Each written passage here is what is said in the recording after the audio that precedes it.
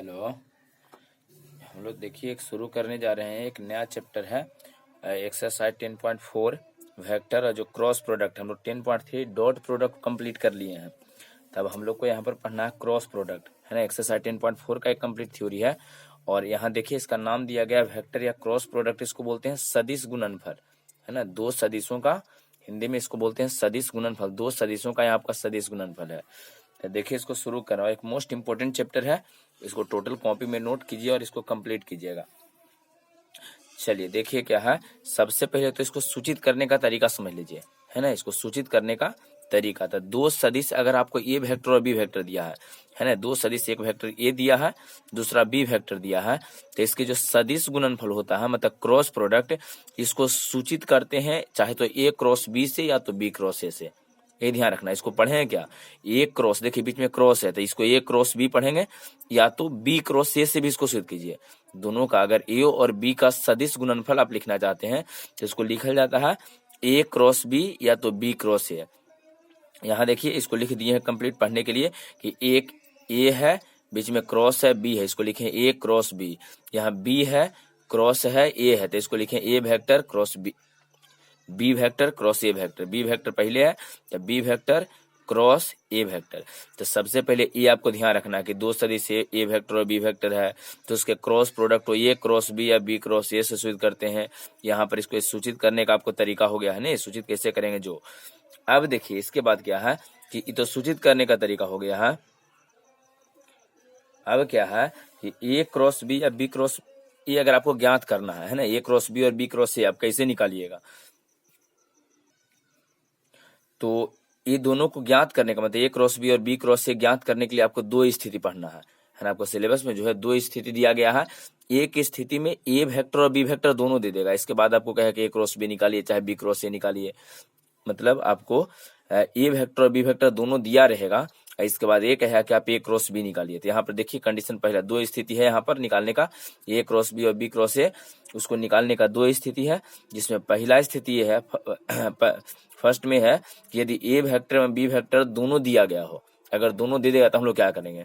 तो देख लीजिए यहाँ कंप्लीट थ्योरी है और इस थ्योरी पर एक क्वेश्चन बनेगा तो और आपको अच्छा से समझ में आ जाएगा। देखिए पहले यहाँ पर थ्योरी लिखे हैं तो यहाँ पर माना गया है कि मानिए माना कि ए वेक्टर बराबर x1 i cap plus y1 j cap plus z1 k cap, B vector x2 i cap plus y2 j cap plus z2 k cap. इस तरह से कुछ ना कुछ यहाँ 2 3 4 5 आपको अंक दिया रहेगा x1 y1 z1 x2 y2 z2 के स्थान पे। अगर आपको a क्रॉस b चाहिए, ये डिटर्मिनेंट से सोल्व होता है, उसको डिटर्मिनेंट वाला जो प्रोसेस है उससे हम लोग हल करते हैं। तो देखिए क्या है, अगर आपको ए क्रॉस बी चाहिए तो कैसे निकालिएगा, है ना। चूंकि ए और बी आपको दिया गया है और ए और बी के सहायता से ए क्रॉस बी कैसे लिखिएगा। तो इसको लिखने के लिए हम लोग क्या करते हैं, ध्यान से देख लीजिए क्या है। ए क्रॉस बी लिखने के लिए सबसे पहले एक डिटर्मिनेंट खींचना है इस तरह से, ठीक है। यहाँ लिखेंगे आई कैप, यहाँ जे कैप, यहाँ के कैप, इस तरह से लिखना, आई कैप जे कैप के कैप लिख देना है। अब देखिए शुरू किससे किया है, ए वेक्टर से। तो ए वेक्टर के लिए क्या दिया है, आई के साथ x1 है, फिर y1 है, फिर z1 है ना। आई के साथ x1 है, जे के साथ y1 है, के साथ z1 है। तो यहाँ पर पहले x1 y1 z1, फिर बाद में क्रॉस बी वेक्टर है, लास्ट में बी वेक्टर। ए को पहले लिखा है तो ए वाला पहले लिख दीजिए, बी को बाद में लिखा है तो बी वाला को पहले लिखो, x2 y2 z2 यहाँ था x2 y2 z2। इस तरह से पहले इसको कंप्लीट से लिख देना है। लिखने का तरीका फिर से एक बार समझ लीजिए, यही मोस्ट इंपोर्टेंट आपके लिए है। अगर लिखा जाएगा इसके बाद डिटर्मिनेंट एक चैप्टर है उसके अनुसार आप इसको सोल्व कर लीजिएगा। देखिए क्या कह रहे हैं, अगर आपको ए और बी दोनों दिया गया है, ए क्रॉस बी चाहिए तो आप कैसे लिखिएगा। तो ए क्रॉस बी निकालने के लिए सबसे पहले आई कैप जे कैप के कैप यहाँ लिख देना। सबसे पहले इसको लिखना आपको जरूरी है, आई कैप जे कैप के कैप लिखना है। फिर ए वेक्टर है तो ए वेक्टर के लिए कितना है, x1 y1 z1, यहाँ लिखेंगे x1 y1 z1। बाद में बी वेक्टर है तो बी वेक्टर के लिए x2 y2 z2, तो यहाँ x2 y2 z2 लिख देंगे। ये कंप्लीट आपका हो गया है, x2 y2 z2 लिख दीजिएगा। इसके बाद ये जो आया है इसको फिर सोल्व कर दिया। कैसे सोल्व करेंगे तो याद होगा आप लोग को, यहाँ प्लस माइनस प्लस करते हैं ना, डिटर्मिनेंट वाला में प्लस माइनस प्लस है। अब इसको जब यूज कीजिए तो ये और ये खत्म हो गया, बचा इससे सोल्व करो। इसका प्रयोग करते हैं तो ये खत्म हो जाएगा आपका, ये खत्म हो जाएगा, खत्म हो गया, बचा उससे सोल्व कीजिए। जब इसका प्रयोग करेंगे तो ए और ए खत्म हो जाएगा, इससे सोल्व कर लीजिएगा। इसे जब क्वेश्चन एक आएगा तो उसे समझ में आ जाएगा। उसी तरह से अगर आपको बी क्रॉस ए चाहिए, यहाँ देख लीजिए, अगर आपको बी क्रॉस ए चाहिए तो बी क्रॉस ए हम लोग कैसे लिखेंगे, चलिए यहाँ देखिए बी क्रॉस से लिखने का तरीका है। तो बी क्रॉस से जब लिखना है तो पहले तो आपको लिखना पड़ेगा आई कैप जे कैप के कैप। पहले आपको आई कैप जे कैप के कैप लिख देना है। इसके बाद बी पहले आया है तो बी वाला जो यहाँ आपको दिया गया है, बी वाला को पहले x2/2z2 है तो पहले x2/2z2 लिख लेंगे बी वाला को पहले। ए है लास्ट में तो ए लास्ट में x1/1z1 जो यहाँ आपको दिया गया था x1/1z1, तो इस x1/1z1 को लिखना है लास्ट में। ठीक है, बी वेक्टर पहले है तो बी वाला को पहले लिखिए, ए वेक्टर बाद में है तो ए वेक्टर को बाद में लिखना है। सबसे पहले आई कैप जे कैप के कैप आपको लिखना है, बाद में प्लस माइनस प्लस करके इसको सॉल्व कर लेना है। ये लिखने का तरीका कंप्लीट हो गया होगा, है ना। डिटर्मिनेंट देते हैं, इसके बाद आई कैप जे कैप के कैप लिखते हैं। बी वाला है पहले तो बी वाला को पहले लिखिए, ए वाला है बाद में तो ए वाला को बाद में लिखेंगे। अब इससे रिलेटेड एक क्वेश्चन बताते हैं, इसके बाद ये थ्योरी आपको कंप्लीट हो जाएगा। चलिए देखिए क्या है। जब चलिए यहाँ देखिए क्या है, यहाँ जो एक्सरसाइज 10.4 है उसका क्वेश्चन नंबर पहला यहाँ दिया है। देखिए आपका ए वेक्टर दे दिया आई कैप -7 जे कैप प्लस 7 के कैप। बी वेक्टर आपको दिया गया है 3 आई कैप -2 जे कैप प्लस 2 के कैप। बाद में आपको कहा कि ए क्रॉस बी आपको चाहिए तो कैसे निकालिएगा।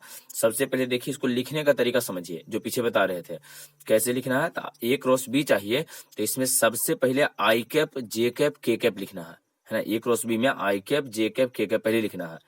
ठीक है, ऊपर पहले लिख देंगे। इसके बाद ए पहले है तो ये वाला को लिखिए, आई का कुछ नहीं तो 1 है तो 1 यहाँ लिखे हैं। देखिए जे के आगे -7 है तो -7 लिखा गया है, के आगे +7 है तो यहाँ पर +7 लिखे हैं। सही है।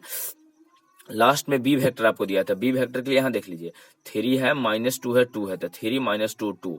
इसमें देखिए लिखते समय आई कैप जे कैप और के कैप का प्रयोग नहीं करना है, काहे कि पहले आ गया है आपको। ठीक है, यहाँ आई कैप जे कैप के कैप का इसमें प्रयोग नहीं करना है, काहे कि आई कैप जे कैप के कैप आप पहले प्रयोग कर दिए हैं। तो जो ए वेक्टर पहले है उसमें कोफिशिएंट गुणांक को लिखना है। इसका कुछ नहीं है तो 1 है, -7 है 7 है तो 1 -7 7। यहाँ 3 -2 2 है तो 3 -2 और 2 लिख देना है। ये कंप्लीट है। अब क्या करने वाले हैं जो देखिए, इसके बाद जो है इम्पोर्टेंट है, हालांकि डिटर्मिनेंट में पहले से जानते हैं। सॉल्व करने के लिए यहाँ प्लस देना है, यहाँ माइनस देना है, यहाँ प्लस देना है। और जब आई कैप का प्रयोग करेंगे, यहाँ देख लीजिए लिखा है, ये है यहाँ पर लिख दिए हैं। यहाँ जब आई कैप का प्रयोग कीजिएगा तो आई कैप यहाँ देख लीजिए, ये आई कैप है तो आई कैप लिखिए, आई कैप इंटू ऐसे ब्रैकेट देना है, ब्रैकेट। इसके बाद आई कैप इसमें है और इसमें है तो ये आपको टोटल खत्म हो जाएगा, दोनों बचेगा ये 4 गो, है ना। पहले गुना हम लोग ऐसे करते हैं तो 7 दूना 14 माइनस में देख लीजिए -14, बीच में माइनस देते हैं, फिर 7 दूना 14 माइनस, लेकिन माइनस माइनस प्लस हो जाएगा यहाँ पर। ये कंप्लीट है। चलिए अब आगे देखिए क्या है। जब जे कैप का प्रयोग कीजिए तो जब जे कैप का हम लोग प्रयोग करेंगे तो क्या हो जाएगा, तो जे कैप इसमें है और इसमें है, खत्म हो जाएगा। एक कंप्लीट आपका खत्म हो गया, एक कंप्लीट बचा। यहाँ पहले ऐसे गुना करो तो 2 में 1 से तो यहाँ 2 है ना, माइनस जे कैप लिखे पहले, माइनस जे कैप 2 में 1 से गुना कीजिए तो यहाँ 2 हो जाएगा। फिर इसको 7 या 21 माइनस में 21 लिखे हैं, जोड़ के कैप। तो जब के कैप का प्रयोग कीजिएगा तो के कैप इसमें है और इसमें है, खत्म।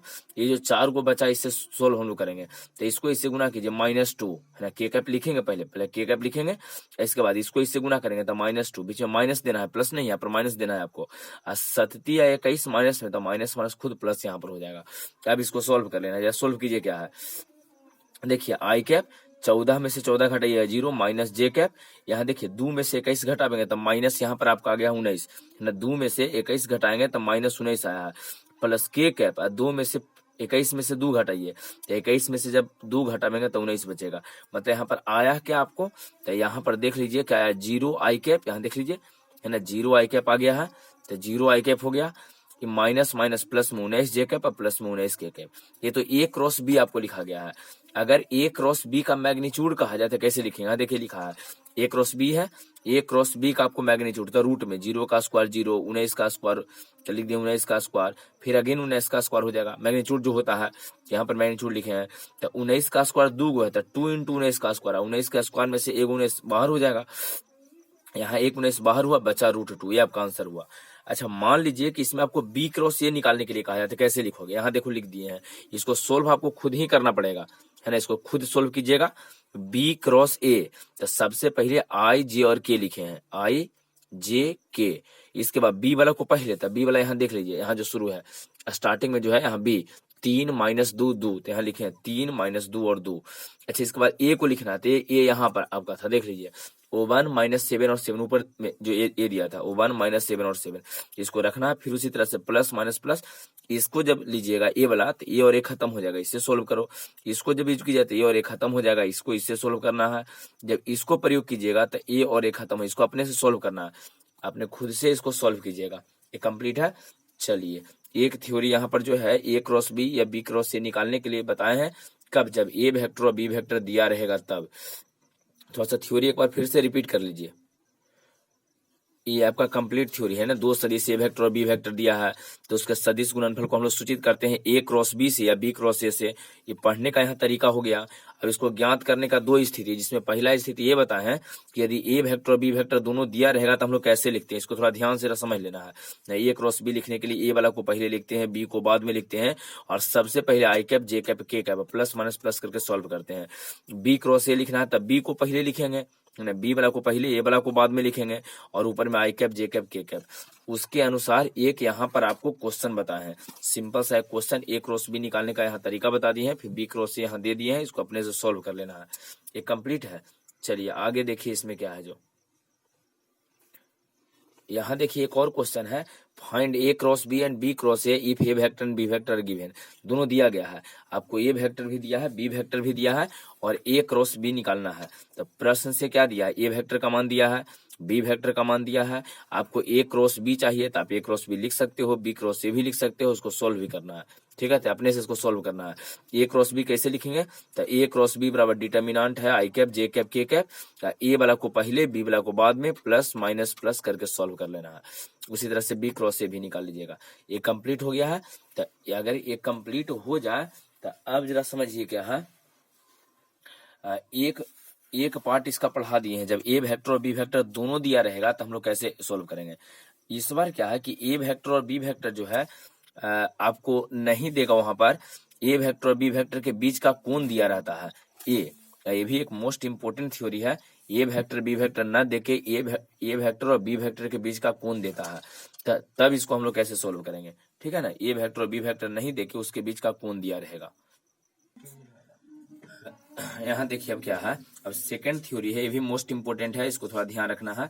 यहाँ क्या आपको दिया गया है, यदि ए वेक्टर और बी वेक्टर आपको नहीं देगा, उसके बीच का कोण दिया रहेगा, है ना। यदि ए वेक्टर और बी वेक्टर के बीच का अगर कोण दिया रहे तो हम लोग क्या करते हैं, जैसे मान लीजिए यहाँ पर ए वेक्टर है, ऐसे बी वेक्टर है, इसके बीच का कोण थीटा है, तो ए क्रॉस बी कैसे लिखेंगे।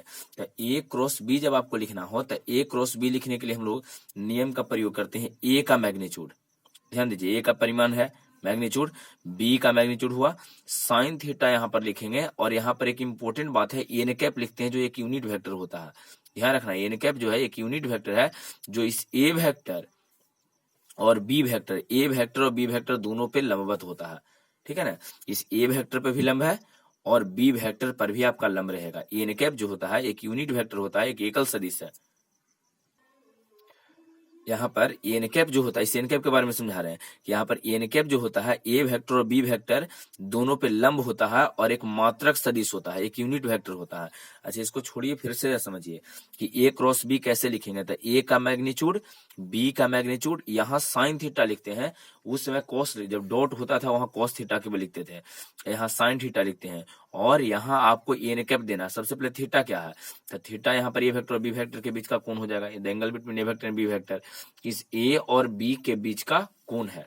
अच्छा, आगे यहाँ पर देखिए इसके लिए क्या है, यहाँ ये कह रहे हैं, यहाँ एन कैप जो है यह एक ऐसा एकल सदिश है, मात्रक सदिश है, जो ए वेक्टर एवं बी वेक्टर दोनों पर लंबवत होता है ना, ये लंबवत है। यहाँ ये कह रहे हैं कि एन कैप जो होता है एक मात्रक सदिश है, जो ए पर भी लंब है और बी पर भी लंब है, मतलब ए वेक्टर पर भी लंब है और बी वेक्टर पर भी लंब है, एन कैप। तो ये कंप्लीट हो गया, यहाँ तक हो गया होगा। एक मोस्ट इंपोर्टेंट पॉइंट है, एन कैप एक मात्रक सदिश होता है जो ए वेक्टर और बी वेक्टर दोनों पर लंबवत होता है। अच्छा, एक और नोट में एक और बात आपको ध्यान रखना है कि जो ए डॉट बी या बी डॉट ए निकालते थे, ये दोनों आपस में बराबर होता था और यह एक अदिश राशि है ना। ए जो है एक अदिश राशि होता है, ए डॉट बी और बी डॉट ए एक अदिश राशि है, लेकिन जो क्रॉस हम लोग पढ़ रहे हैं यहाँ पर, ये क्रॉस बी और बी क्रॉस ए, ये सदिश राशि होता है, इसलिए इसको सदिश गुणनफल बोले हैं, है ना, एक सदिश राशि होता है। ये क्लियर है। यहाँ पर यहाँ तक आपको कंप्लीट होना चाहिए। इंपॉर्टेंट बात बताए हैं, इस पे भी कोई क्वेश्चन नहीं करवाए हैं, ये केवल थ्योरी के तौर पे यहाँ पर है।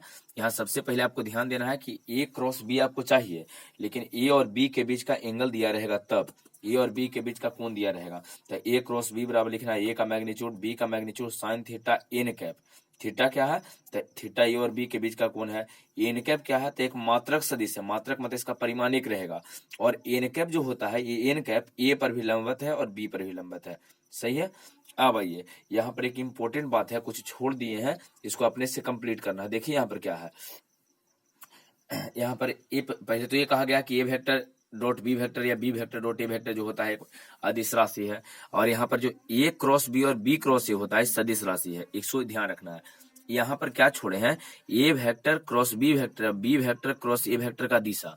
तो ध्यान रखिएगा, दोनों का दिशा जो होता है सर, ये विपरीत दिशा होता है। एक होता है प्लेन के ऊपर की ओर, लंबवत प्लेन के ऊपर रहेगा, ये ऊपर जाएगा। ए को होता है, अगर ए क्रॉस बी ऊपर है तब बी क्रॉस ए अंदर की ओर होगा। ध्यान रखिएगा, है ना। ए क्रॉस बी जो है अगर ऊपर की ओर है ना, प्लेन से ऊपर की ओर है, तब बी क्रॉस ए का जो मान रहेगा ये हमेशा प्लेन के अंदर की ओर रहेगा। मतलब दोनों आपस में बराबर नहीं होता है।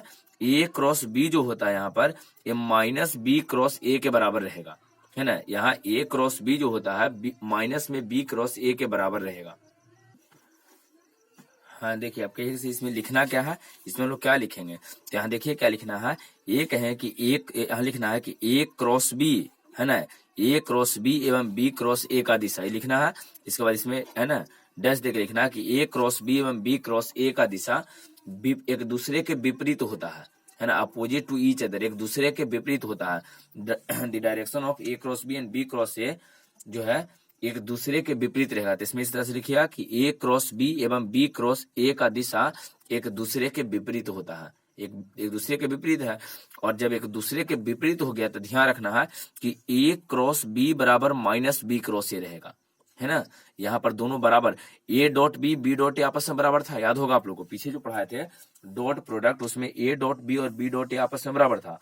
लेकिन ए क्रॉस बी और बी क्रॉस ए आपस में बराबर नहीं होता है, इसमें माइनस लगाना होता है।